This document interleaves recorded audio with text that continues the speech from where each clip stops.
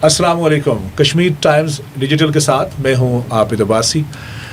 आज़ाद कश्मीर के इंतखाबात का तीसरा मरहला मुकम्मल हो चला है और अब हुकूमत साजी की जानिब बढ़ा जाएगा। अब देखते हैं कि आज़ाद कश्मीर में नई हुकूमत यानी मुस्लिम लीग नून को वाज़ेह तौर पर बरतरी हासिल है, पीपल्स पार्टी दूसरे नंबर पर है, लेकिन तीसरे मरहले के इंतखाबात में एक बड़ा अपसेट गरबी बाग में हुआ और इन 4 हलकों में जिसमें शर्की, वस्ती और हवेली और गरबी बाग के इंतखाबी हलके शामिल थे, उसमें क्या कुछ हुआ वो भी आंखों देखा हाल आपको ज़रूर बताएंगे। लेकिन हमारे साथ इस सारे मामले पर तज़िये और तबसरे के लिए मौजूद हैं सैयद ज़ुल्फ़िकार अली बुखारी। मसलसल इलेक्शन के हवाले से वो भी रिपोर्ट करते रहे और आपको अपडेट जो है मसलसल रखा गया है। और बुखारी साहब चूँकि इंतखाबात तीसरे मरहले की तरफ बढ़े हैं और क्या समझ रहे हैं 3 मराइल के अंदर इंतखाबात से तो कम्प्लीट हो चले, लेकिन जो पुंछ के 2 अज़ला के इंतखाबात हैं वहाँ पर नहीं हो पाए, वो मरहला हुकूमत साजी के बाद जो है तय होना पाया है। लेकिन अगर हम इन 4 हलकों के इंतखाबात की बात करें जो 10 अगस्त को हुए हैं, इसमें जो ख़ासकर गरबी बाग का हलका है, सरदार अतीक अहमद ख़ान सदर मुस्लिम कॉन्फ्रेंस, साबिक़ वज़ीर आज़म, वो सरदार साजिद इकबाल अब्बासी जो दस्तो बाजू पार्टी है उनसे हार गए और एक बड़ी लीड से उनको जो है शिकस्त का सामना करना पड़ा। जो गरबी बाग की सियासत है वो मजमूई तौर पर तब्दील हुई है और अगर देखा जाए तो एक पहली बार इंतखाबात में हिस्सा लेने वाले साजिद इकबाल अब्बासी कामयाब हुए हैं। तो क्या कहेंगे इस अपसेट के बारे में? अब आबिद भाई साहब शुक्रिया आपका। वैसे एक बात है कि आज़ाद कश्मीर की जो इस वक्त की इंतखाबात हैं, पहले साबिक़ वज़ीर आज़म चौधरी अनवर उल हक साहब हार गए, उसके बाद सरदार अतीक साहब का हारना बहुत बड़ा सियासी अपसेट है और इसमें कोई शक नहीं कि मुझे ज़ाती तौर पे ये लगता है कि सरदार अतीक अहमद ख़ान साहब के जो गुज़श्ता 2-3 माह में जो उन्होंने इंटरव्यूज़ दिए, जो उन्होंने ख़यालात उनके हमारे सामने आते रहे, बड़े हार्ड लाइनर होकर उन्होंने गुफ्तगू की। हालांकि ये वो गरबी हल्का है जो मुजाहिद अव्वल सरदार अब्दुल क़य्यूम ख़ान साहब से लेके यहाँ तक ये लगातार जीतते रहे और इसके बारे में कहा जाता है कि ये दिन की रोशनी में ही सरदार अतीक साहब की सीट है। जी हाँ, एग्जैक्टली। वो सीट इनसे छिन गई। तो मैं ये समझता हूँ कि जहाँ पे उनके इंटरव्यूज़ में उनके मुल्फ़ुज़ात आलिया का किरदार है। दूसरा जो सबसे बड़ा फैक्टर जो मैंने ज़ाती तौर पे फील किया कि सरदार साजिद अब्बासी साहब ने उस हल्के को टाइम दिया, उस हल्के के वेलफेयर काम किए और उन्होंने पोलिंग टू पोलिंग और यूसी टू यूसी लोगों के साथ इंटैक्ट रहे। दूसरे जो पार्टीज़ थे, चाहे पीटीआई के मेजर लतीफ़ खलीक साहब हों, जमात इस्लामी के लोग हों या और वहाँ पे जो अमायदीन जो वहाँ पे बाअसर लोग होते हैं, उन सब को साथ में लाया। बिलाशुबा एक अलायंस था, एक अलायंस बड़ा अच्छा अलायंस बना उनका। और आप देखिए कि चूँकि माजी में हम देखते रहे कि सरदार अतीक अहमद ख़ान साहब के अगेंस्ट जब इंतखाबात होते थे तो वो तमाम सियासी जमातें अपने कैंडिडेट उतारती थी। अब भी पीपल्स पार्टी, IPP और इसी तरह मुस्लिम लीग नून के कैंडिडेट भी थे, लेकिन वो वोट नहीं उठा सके। और सबसे ज़्यादा वोट जो है आज़ाद कश्मीर की तारीख़ में भी, और आप देखें ख़ासकर इस हल्के की तारीख़ को अगर देखें तो साजिद इकबाल अब्बासी ने उठाया और फिर मामला यहीं तक नहीं रहा, बल्कि मैं इस लिहाज से करूँगा कि वो कारोबारी शख्सियत अपनी जगह, उनने जो वेलफेयर के काम किए, फिर वो गैर मुतनज़ा शख्सियत के तौर पर भी सामने आए, लेकिन जो अलायंस था उसने बड़ा किरदार अदा किया। एक और बात भी है ना आबिद साहब कि सरदार अतीक साहब अपना होम पोलिंग स्टेशन वहाँ पे उनके वर्कर्स कहाँ थे, वो वहाँ पे क्या वो अपने गांव को और अपने पोलिंग स्टेशन को भी टाइम नहीं दे सके कि वो भी हार गए। देखिए ये भी एक ब्रेकिंग न्यूज़ कल चली। एग्जैक्टली, लोगों की जो राय है वो बड़ी मैटर करती है। वोट की ताकत जिसे हम कहते हैं वो बड़ा ताकत रखती है।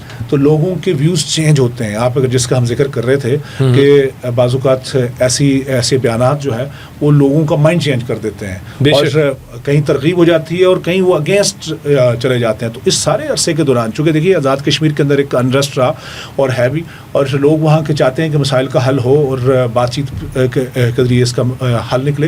लेकिन इंतखाबात का ये दौर था, इंतखाबात के दौर के अंदर जो सेंटिमेंट क्रिएट हो गया, उसके अंदर जब सियासी जमातों के सरबराहान और ख़ासकर जो उम्मीदवारान ने गुफ्तगू की, वो उनको पे बैक करनी पड़ी, ان کو ملا اس کا جواب کسی نہ کسی صورت میں, کہیں ووٹ کی صورت میں, کہیں ووٹ نہ ملنے کی صورت میں. تو یہ بھی ایک بڑا میٹر رہا وہاں پر. اور میں یہ سمجھتا ہوں یہ سبق بھی ہے ان تمام سیاستدانوں کے لیے.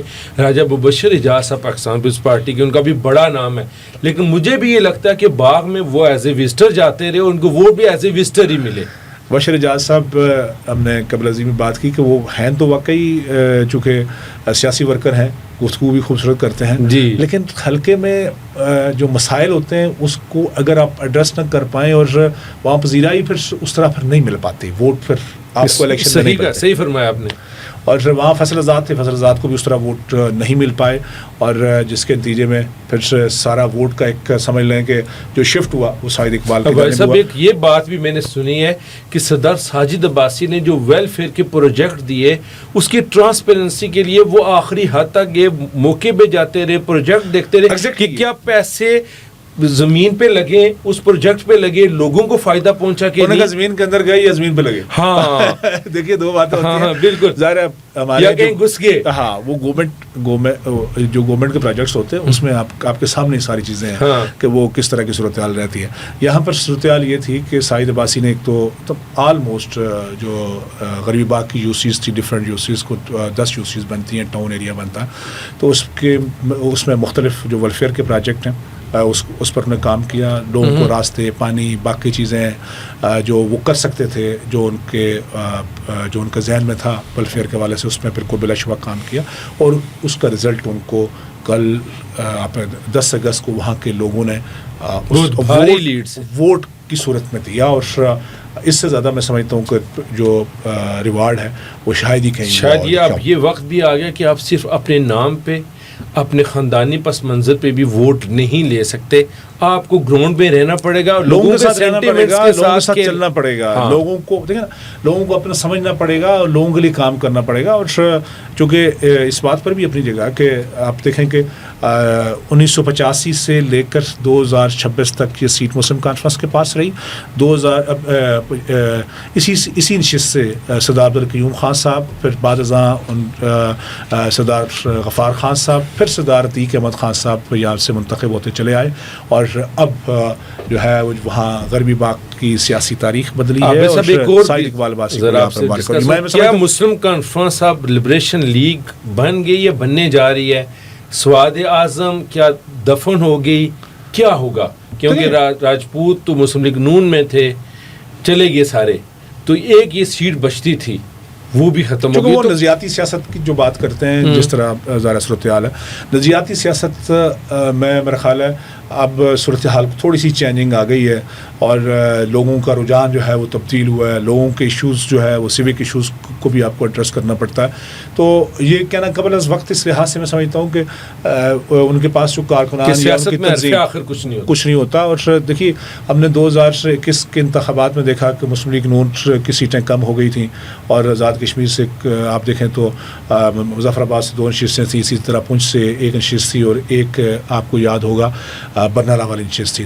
تو لیکن اب کی بار آپ دیکھیں کہ کس طرح واپس جی ہاں, تو سیاسی جماعتوں کے اندر کئی مرکز کی جہاں آشیرواد ہوتی ہے تو وہاں سیٹیں واپس بھی آ جاتی ہیں. بہرحال لیکن ہم یہ سمجھتے ہیں کہ جو نوجوان چہرے آئیں وہ ڈیفینیٹلی ان سے لوگوں کی امیدیں وابستہ ہیں, تو وہ کام کریں گے. دوسرا جو شرقی اور غربی میں دونوں کے نتائج سے 15 اگست کو جو اسٹیشنز ہیں, مختلف جو پولنگ اسٹیشنز ہیں, ان کے رزلٹ آنے کے بعد, پولنگ ہونے کے بعد ہوں گے. جس طرح اگر شرقی باغ سے کریں تو شرقی باغ سے 14 جو پولنگ اسٹیشن ہیں ان کی پولنگ ہوگی 15 اگست کو, اور اسی طرح وسطی کے جو 9 پولنگ اسٹیشن ہیں وہاں پر 15 اگست کو ہی پولنگ ہوگی.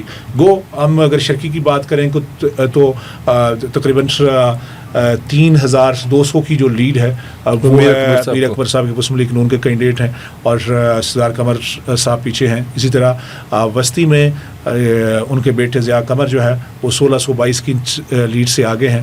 مشتاق مناز صاحب ان کے ساتھ پیچھے ہیں, اور جماعت اسلامی کے ڈاکٹر برگیڈیئر محمد خان صاحب جو ہے وہ 3رے نمبر پہ ہیں. گو ان کا خیال ان کے بارے میں کیا جا رہا تھا کہ شاید وہ سیٹ نکال لیں گے, ہاں اگلے نمبروں پہ ہوں گے. لیکن گراف چینج ہوا,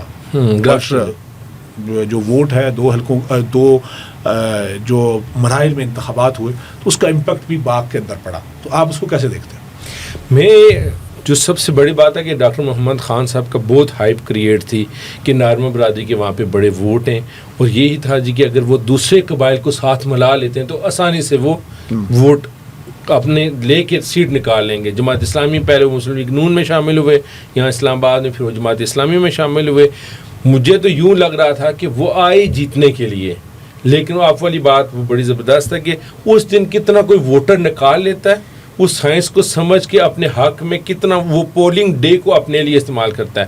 اس میں یہ سمجھتا ہوں کہ ضیاء القمر صاحب نے اپنے برادری کو دوسروں کو ساتھ ملایا، مشتاق منہاج صاحب نے بھی اپنا اچھا الیکشن وہ کھیلا ہے، اور اس میں اب بھی وہ کمپٹیشن میں ہے. اور اگلے میں کہتا ہوں کہ وہ 9 جو پولنگ اسٹیشن ہے وہاں پہ 5000 ووٹ ہیں، اگر وہ وہاں سے اپنے حق میں ووٹ لے آتے ہیں تو مشتاق منہاج صاحب سیٹ لے کے جا سکتے ہیں، بالکل، کیونکہ وہاں پہ کمپٹیشن بڑا کلوز ہے. یس، اور جس طرح گرو کر کے مشتاق منہاج صاحب دوبارہ اوپر آئے ہیں اس الیکشن میں، تو میرا خیال ہے ظاہر ہے ان کو محنت ضرور کرنی پڑے گی. اگر دیکھتا ہے کہ وہاں پہ ضیاء القمر صاحب وہ اپنے حق میں کتنے لیتے ہیں، اور یہ کیونکہ وہاں پہ کوئی بھی الیکشن اب جیت سکتا ہے کیونکہ ان کی برتری اتنی زیادہ نہیں ہے. 1600 یہ ہے کہ مشتاق منہاج صاحب کو پہلے 1622 وہ والی برتری ختم کرنی ہے، اور اس کے بعد پھر ان کی لیڈ، یعنی منیمم ان کو 3000 پلس پہ جانا پڑے گا، 3350 ووٹ، تو تب جا کے جو ہے ووٹ یہ ووٹر نکلتا ہے. کاسٹنگ ووٹ کتنا ہوتا ہے اٹ ول بی میٹر. ہاں، لیکن میں بتاؤں اس میں مشتاق منہاج سے چونکہ ایک ان کی خاص بات یہ بھی ہے کہ وہ لوگوں کو اپنی طرف راغب کرنے بنے، اور بڑی میٹھی زبان بولتے ہیں، لوگوں سے بڑا اچھا ملتے جلتے ہیں. تو وہ میرا خیال ہے اگر جو ناراض لوگ ہیں ان کو اگر راضی کر لیتے ہیں تو ڈیفینیٹلی ان کو اس کا بینیفٹ ہوگا. اچھا، ایک چیز اور دیکھ لیں کہ جو بڑا امپورٹنٹ حلقہ ہے خاص کر حویلی کا، اور اس میں پرائم منسٹر فیصل ممتاز راٹھور اور محسن عزیز نوجوان آدمی ہیں، دونوں نوجوان ہیں. محسن عزیز کا جو ہے الیکشن جو ہے وہ بڑا خیال کیا جا رہا ہے، لیکن جو فیصل ممتاز راٹھور ہیں وہ لیڈ لے گئے اس میں کوئی 2800 کی. ویسے ایک یہ ہے بڑا دلچسپ حلقہ اس لحاظ سے کہ طارق سعید صاحب وہ بھی یہی یعنی ممبر کشمیر کونسل بھی رہے، فیصل ممتاز راٹھور کے یعنی 8000 انہوں نے ووٹ لینے کے باوجود بھی فیصل ممتاز راٹھور صاحب کی اس وقت تقریباً 2800 پلس برتری اس کی ہے. اگر وہ دھرنا بھی جاری ہے محسن عزیز صاحب کا، تو یہ ساری صورتحال میں یہ سمجھتا ہوں کہ چلیں دھاندلی کے شور شرابے ہوتے ہیں. محسن عزیز صاحب نے جو ہدایت تسلیم کرنے سے انکار کر دیا، میرے ووٹ زیادہ تھے مجھے، اور خبر یہ ہے جی کہ آپ وہ آر او اس کو اناؤنس نہیں کریں گے، وہ الیکشن کمیشن کے پاس سارے باکسز آ گئے. لیکن طارق سعید صاحب کے بھی ووٹ دیکھیں، محسن عزیز صاحب کے بھی دیکھیں، پھر بھی اگر فیصل ممتاز راٹھور صاحب نے یہاں سے لیڈ نکالی ہے تو اب دیکھنا یہ ہے کہ کیا محسن عزیز جو ہیں ان کا احتجاج رنگ لائے گا یا نہیں. اور اگر فرض کریں کہ یہ طارق سعید صاحب کے ووٹ ان کے ساتھ ہوتے، یہ طارق سعید صاحب ان کے ساتھ کھڑے تو یہ تو پھر لیڈ بہت زیادہ ہوتی. یہ تو ہاں، یہ تو 8-3، یہ تو 11,000 سے. عامر نذیر صاحب بھی چونکہ یہاں سے کینڈیڈیٹ تھے اس حلقے سے، وہ 3300 ووٹ لیے 2021 میں پیپلز پارٹی سے تھے، اور 2026 میں آئی پی پی سے الیکشن لڑے کینڈیڈیٹ، چونکہ وہ بھی نوجوان آدمی ہیں. اور لیکن چونکہ 3300 ووٹ اگر انہوں نے لیے ہیں تو کہیں نہ کہیں بینیفٹ تو اس کا فیصل ممتاز راٹھور صاحب کو گیا، اور طارق سعید صاحب نے اگر ووٹ لیے ہیں تو اس کا بینیفٹ، اور محسن عزیز کو اس کا بینیفٹ ڈیفینیٹلی گیا ہوگا. چونکہ یہ دونوں کینڈیڈیٹ بڑے دو کینڈیڈیٹ جو تھے بڑی پارٹیز کے، بڑی کینڈیڈیٹ تو ہر ایک کو ہو سکتا ہے، لیکن بڑی پارٹی کی بات کروں کہ بڑی پارٹیز کے کینڈیڈیٹ کے ووٹ کو کٹ ڈاؤن جو ہے وہ ضرور کر رہے تھے. لیکن آزاد کشمیر کی ایک اور اس حلقے سمیت جو ہمارے 2 مراحل ہو چکے، ایک ڈائنامکس بڑی سامنے آئی ہے کہ جو نئی پارٹی آئی پی پی آئی تھی جس کو چھاتا بردار کہہ رہے تھے جی کی، وہ کوئی سیٹ بھی نہیں لے سکی. اچھا، توقع بڑی تھی. ہاں، توقع بڑی تھی کہ یہ 4-5-8-10 سیٹیں نکالیں گے، اور جس طرح سارے لوگ گئے. تنویر الیاس صاحب دیکھیے 2 نشستیں اس میں آ گئی، حالانکہ تنویر الیاس صاحب کے بارے میں بڑا خیال کیا جا رہا تھا کہ وہ نشست جو ہے کوئی نہ کوئی ایک ان کے نکل پائے گی. اب دیکھنا ہے پاشیوٹ میں بھی وہ کینڈیڈیٹ ہیں، وہاں کس طرح الیکشن لڑتے ہیں. شاید انہوں نے بڑی تاخیر کے ساتھ اپنی کمپین سٹارٹ کی، ایک شاید یہ پہلو ہے. اگر وہ جلدی سٹارٹ کرتے اور کسی نہ کسی حلقے پہ فوکس، کسی ایک حلقے پہ فوکس کر کے چلتے تو اس کے رزلٹ ڈفرینٹ ہو سکتے تھے. انہوں نے دیکھا 2021 کے انتخابات میں جب پی ٹی آئی میں تھے وہ، تو انہوں نے بہت سارے حلقوں کے اوپر ورک آؤٹ کیا تھا، اور رزلٹ اٹھ کے ان کے جو متعلقہ کینڈیڈیٹ تھے ان کے حق میں بھی آئے تھے. تو بہرحال بخاری صاحب، اب یہ بتائیے کہ حکومت سازی کی طرف اب تو بڑھا جائے گا. بالکل، اور یہ ایسا مرحلہ ہے کہ جس میں اب پرائم منسٹرشپ کس کے حصے میں جانی ہے، اسپیکرشپ جو ہے وہ کون اب اس میں بیٹھے گا، یہ اور پھر صدر کا انتخاب بھی اسی اسمبلی نے کرنا ہے. جی اب جو سامنے سادہ اکثریت تو مل گئی مسلم لیگ نون کو, اور جو اس وقت زیر گردش ہے, جو پہلا نام ہے وہ شاہ غلام قادر صاحب کا ایز اے پرائم منسٹر لیا جا رہا ہے. دوسرا نام ڈاکٹر نجیب نکی صاحب کا, حالانکہ وہاں پہ ابھی الیکشن نہیں ہوئے, لیکن اگر اس سے پہلے یہ حکومت سازی ہو جاتی ہے تو مسلم کا جو لیگ نون کے جو کافی پیجز ہیں وہاں پہ اس وقت شاہ غلام قادر صاحب کو پہلے نمبر پہ, چودھری طارق فاروق صاحب کو دوسرے نمبر پہ, اور راجہ فاروق حیدر صاحب کا یعنی ان کے بعد نام آ رہا ہے. لیکن اگر دیکھا جائے تو راجپوتوں کے زیادہ سیٹیں, تو مجھے تو یہی لگتا ہے کہ جس کے اوپر مسلم لیگ نون کے میاں نواز شریف صاحب نے جو فیصلہ کرنا ہے وہی فیصلہ. لیکن اگر دیکھیں نا ابھی فیصلہ ممتاز ڈاکٹر صاحب کے وزیر اعظم بننے کے بعد اب یہ نہیں رہا کہ کوئی سیاسی کلب ہے, کوئی بھی وزیر اعظم بن سکتا, اور خاص کر اگر وسطی کا رزلٹ آ جاتا ہے, مشتاق مناص جیت جاتے ہیں تو پھر سچویشن پھر ایک اور سچویشن ڈیولپ ہو جائے گی, چونکہ وہ بھی بڑے مضبوط کینڈیڈیٹ ہوں گے. بٹ یہی 3-4 میں سے بات ہو سکتی ہے, لیکن کوئی بھی ہو سکتا ہے, جس طرح ہم نے پیپلز پارٹی کے اندر بھی دیکھا. اس کے ساتھ ایک بات اور بھی اگر ہم دیکھیں تو جو حکومت سازی کے ظاہر مراحل ہیں, اور پھر صدر آپ سمجھتے ہیں کہ صدر باہر سے تو نہیں آئے گا. ہم نے دیکھا تھا کہ نون لیگ جب کامیاب ہوئی تھی 2016 میں, بڑی واضح اکثریت تھی, اور اس وقت پرائم منسٹر راجہ فاروق قادر صاحب آ گئے, لیکن صدر سردار مسعود خان صاحب آ گئے تھے. آزاد کشمیر کے جو موجودہ حالات ہیں, تناؤ والے حالات ہیں, اور بہت سارے مسائل ایسے ہو چکے ہیں کہ جن کے آگے آنے والے دور میں دور رس نتائج ہوں گے. اس سارے اگر سینیریو کو ہم دیکھیں, ایک طرف سیاسی جو پروسیس ہوا ہے, انتخابات ہوئے ہیں, دوسری طرف ابھی تک دھرنا راولہ کوٹ میں جاری ہے, اور میں یہ سمجھ مذاکرات سے ختم ہونا چاہیے, کم از کم بات چیت کر کے ان کا حل نکلنا چاہیے. دیکھیں وہ بھی اسی ریاست کے لوگ ہیں, لیکن بات چیت کے ذریعے مسائل کا حل ہوتا ہے. تو اچھا اسی سینیریو کے اندر آپ اگر دیکھیں تو صدر میں یہ سمجھتا ہوں کہ مقتدرہ کی جب تک وہ آشرواد نہیں ہوگی, وہ غیر سیاسی بھی ہو سکتے ہیں, ٹیکنوکریٹ بھی ہو سکتے ہیں, کوئی سابق بیوروکریٹ بھی ہو سکتے ہیں, آپ کے فارن آفس سے بھی ہو سکتے ہیں. آپ نے بڑی لمبی لسٹ بتا دی ہے بخاری صاحب, آپ نے بہت لمبی لسٹ بتا دی ہے, لیکن پونچھ کی نمائندگی نہیں ہوگی. یہ ایک بڑی خاص بات ہے کہ آپ کے 2 اضلاع کی سرے سے نمائندگی نہیں ہوگی جب تک انتخابات نہیں ہو گئے.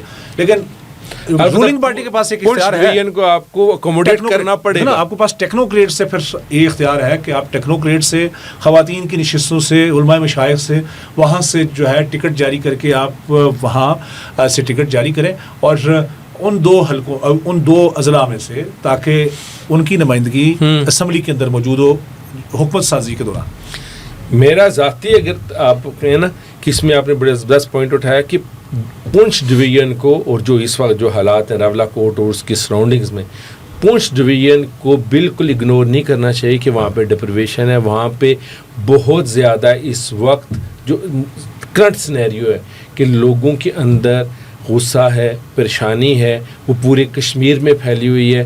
اور میں یہ کہتا ہوں کہ اگر ہم لوگ, ہماری ریاست اگر ایران امریکہ کے درمیان برج بن سکتی ہے تو یہ مسئلہ حل میں کوئی ایشو نہیں ہے, یہ کوئی مسئلہ ان کے لیے نہیں ہو سکتا ہے. اور دوسری بات یہ ہے کہ پیپلز صرف نون لیگ کو نہیں, یہاں چاہے پیپلز پارٹی کا کینڈیڈیٹ یعنی پیپلز پارٹی کے پاس اکثریت نہیں ہے, لیکن پیپلز پارٹی کو بھی پونچھ ڈویژن کی صورتحال کو سامنے رکھتے ہوئے وہاں پہ ٹیکنوکریٹس اور خواتین کے ٹکٹ جاری کرنا چاہیے, تاکہ وہاں سے اگر نمائندگی اگر آ سکے تو درست بات, اگر نہیں بھی آ سکتی تو کم از کم ان لوگوں کے وہاں پر یہ تو تاثر جائے کہ دونوں پولیٹیکل پارٹیز نے, بڑی پولیٹیکل پارٹیز نے وہاں سے ٹکٹ جاری کیے ہیں, تو کم از کم یہ ایک تاثر جا سکتا ہے, تبھی ہو سکتا ہے. اور بخاری صاحب آپ کا بہت بہت شکریہ. بیسیکلی چونکہ ناظرین یہ اس لحاظ سے ایک چٹ چیٹ تھی کہ چونکہ جو آزاد کشمیر کے اندر انتخابات ہوئے اور حکومت سازی کی طرف جو بڑھا جانے والا عمل ہے اس کے اندر سے ابھی سے یعنی آج کے بعد سے خاص کر جو تیسرا مرحلہ ہے اس کے بعد سے فوری طور پر مسلم لیگ نون نے یہ فیصلہ کیا ہے کہ وہ پارلیمانی پارٹی کا اجلاس بلا رہی ہے, اور پھر ساتھ ساتھ حکومت سازی کے لیے اگلا مرحلہ قانون ساز اسمبلی کا اجلاس بلانا ہے, اس کو طلب کیا جا رہا ہے اور ڈیٹ آ جانی ہے. اور تیسری بات اس میں پھر یہ ہے کہ جو ان کی مرکز کی پارٹی ہے, جو قیادت ہے مسلم لیگ نون کی, وہ کس شخص کو یعنی کس ممبر اسمبلی کو پرائم منسٹر کے لیے, دین اسپیکرشپ اور ڈپٹی اسپیکر کے لیے نامزد کرتی ہے. اور پھر ساتھ ساتھ چونکہ جب ان مراحل کے دوران سے آپ یہ دیکھیے گا جو ٹیکنوکریٹس کی اور خواتین کی نشستیں ہیں ان کے لیے کس کس کو ٹکٹ جاری ہوتے ہیں. تو تب تک کے لیے ہمیں اجازت دیجیے, ہم آپ کو اپڈیٹ رکھیں گے. بہت شکریہ, ہمارے ساتھ جڑے رہیے.